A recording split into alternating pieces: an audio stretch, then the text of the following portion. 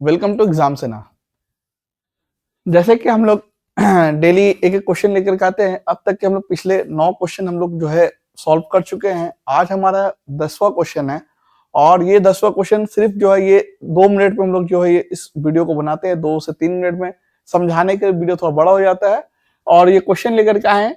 ये क्वेश्चन बहुत ही अच्छा क्वेश्चन है। आपका simple interest and compound interest से मिलाकर क्वेश्चन है। तो देखिए इस क्वेश्चन को हम लोग बाय लैंग्वेज में लिए हैं, हिंदी और इंग्लिश दोनों में लिए हैं। क्वेश्चन क्या बोल रहा है? If at the rate of simple interest the ratio of principal and amount in the current year becomes 9:7। यानी अगर आपको देखा जाए करंट ईयर्स में, यानी आज के टाइम में टुडे अगर देखा जाए तो टुडे अगर हम लोग टुडे देखा जाए तो टुडे अगर प्रिंसिपल और अमाउंट का रेशियो कितना दिया हुआ है तो आपको बोलिएगा रेशियो दिया हुआ है क्वेश्चन में 9:17 का रेशियो दिया हुआ है।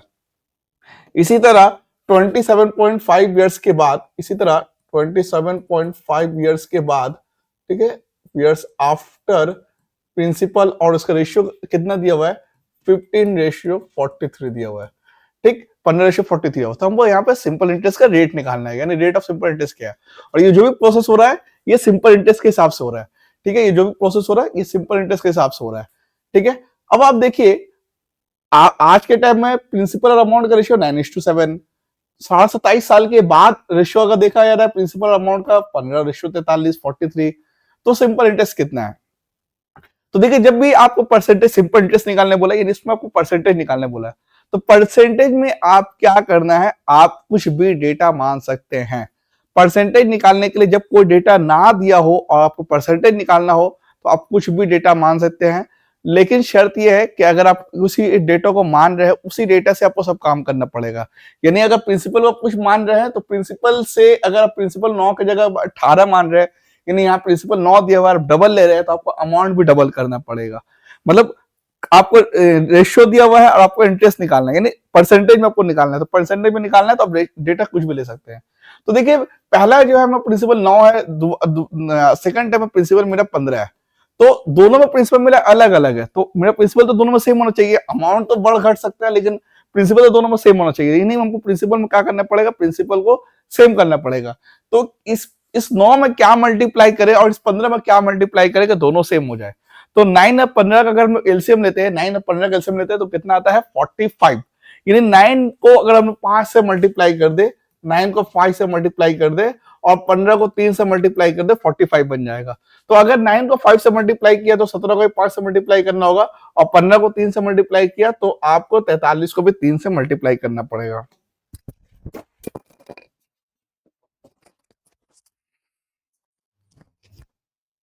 तो अब देखिए 9 को अगर 5 से मल्टीप्लाई किया तो कितना आ रहा है आपका? 45। और इस तरह से 17 को 5 से मल्टीप्लाई किया तो 17 85 आ गया। यानी पहला रेशियो कितना आ गया? 45 रेशियो आ गया 85। इसी तरह से सेकंड में कितना आ रहा है? 15 को 3 से मल्टीप्लाई किया तो 45 रेशियो बना। और इसी तरह से जगह 43 होगा 3 से मल्टीप्लाई किया तो 129 बना। क्या बना? 129 बना। अब उसके बाद क्या करना है? देखिए अब मेरा प्रिंसिपल दोनों सेम हो गया। अब मेरा अमाउंट जो है वो चेंज हो सकता है क्योंकि अमाउंट तो चेंज होगा ही 27 साल के बाद। और यहां से यहां जाने में कितना समय लगा? यहां से यहां जाने में 27.5 ईयर्स लग गया। यहां से यहां जाने में कितना समय लगा? 27.5 ईयर्स लग गया। अब देखिएगा अमाउंट प्रिंसिपल तो सेम होना ही चाहिए था, प्रिंसिपल तो दोनों में सेम है क्योंकि प्रिंसिपल तो चेंज नहीं होगा ना, हर साल तो प्रिंसिपल सेम रहता है। तो अमाउंट देखिए अमाउंट में कितना चेंजिंग आया? अमाउंट में अगर चेंजिंग देखा जाए तो आपको 44 का चेंजिंग आया। यानी अगर हम प्रिंसिपल 45 रुपए ले रहे थे, अगर हम प्रिंसिपल 45 रुपए ले रहे थे तो स्टार्टिंग में मेरे इंटरेस्ट बन रहा था 85 और फिर 45 रुपए ले रहे थे 27 साल के बाद भी अगर हम प्रिंसिपल 45 रुपए ले रहे थे तो मेरा अमाउंट कितना बन रहा था? 129।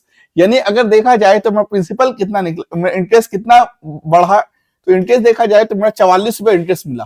कितना रुपए इंटरेस्ट मिला? 44 रुपए इंटरेस्ट मिला। कितना इंटरेस्ट मिला? 44 रुपए। कितने साल में? 27 साल में। तो हमको यहाँ पे निकाल देंगे सिंपल इंटरेस्ट। तो सिंपल इंटरेस्ट जो है यहाँ पे सिंपल इंटरेस्ट बोले रेट ऑफ इंटरेस्ट निकाल लेंगे, रेट निकाल लेंगे। तो रेट क्या हो जाएगा? SI into 100। एसआई कितना मिला हमको? 44 रुपया। क्योंकि 44 रुपए क्या है, पहले 50 रुपया मिलता था अमाउंट, अब मिला अमाउंट 129 रुपया। तो सिंपल इंटरेस्ट क्या बोलते हैं? बढ़ोतरी अमाउंट को, यानी कितना आपको एक्स्ट्रा पैसा मिला, कितना आपको प्रॉफिट हुआ, उसी को हम बोलते हैं सिंपल इंटरेस्ट। तो प्रॉफिट आपको कितना हुआ? पहले 50 रुपया अमाउंट बनता था, बन रहा 129 रुपया, यानी प्रॉफिट आपको कितना हुआ? 44 रुपया। और साथ में मल्टीप्लाई 100 देंगे कितना प्रिंसिपल में 45 रुपए, क्योंकि हम यहाँ 45 रुपए लेके चल रहे थे तब मेरा 44 रुपए मेरा यहाँ पे आया, तो 45 रुपए प्रिंसिपल में, और कितने साल में, तो 27.5 साल में। यही फॉर्मूला होता है, इसी फॉर्मूला पर बैठा दिए। अब काटाकुटी करना है, तो देखिए अब काटाकुटी करना है, तो इस दशमिक इस पॉइंट को हटाने के ऊपर हम क्या कर देंगे, 10 से मल्टीप्लाई कर देंगे। तो अब काटाकुटी कर देंगे, तो देखिए क्या आ जाएगा, यहाँ पे देखिए 11 से करें, 11 4 44 आ जाएगा, 11 दूनी 22, 11 5 55, इससे से करेंगे 25 चौके 100 आ जाएगा, और यहाँ से कर देंगे 5 9 45, 5 दूनी 10 आ जाएगा। तो यहाँ पे कितना आ जाएगा, 4 चौके 16 दूनी 32, 32/9%। अगर इसको हम लोग जो है मिक्स फ्रैक्शन में निकाला जाए 32/9 को, तो कितना हो जाएगा, 9 के 27, और यहाँ पे 5, तो यानी 3/9% मेरा आंसर हो जाएगा। बस इस क्वेश्चन को इसी तरह से निकालना था, यानी 3 सही 5/9, यानी 3/5/9% मेरा यहाँ पे आंसर हो जाएगा। ठीक है, तो हम लोग क्या किए, पहले प्रिंसिपल को सेम किए, प्रिंसिपल को सेम करने के बाद देखा मेरा कितना रुपए यहाँ पे बढ़ोतरी हुआ, जो बढ़ोतरी हुआ उसी को हम लोग क्या बोल दिए, सिंपल इंटरेस्ट मिल गया हमको। सिंपल इंटरेस्ट जब मिल गया, प्रिंसिपल भी हमको पता है 45 रुपए प्रिंसिपल पता है, सिंपल इंटरेस्ट 44 रुपए पता है, और कितने साल में 44 रुपए मिल रहा है, 27.5 साल में। तो 3 चीज पता चल गया, प्रिंसिपल और सिंपल इंटरेस्ट और टाइम, तो यहाँ से हमको रेट निकल जाएगा।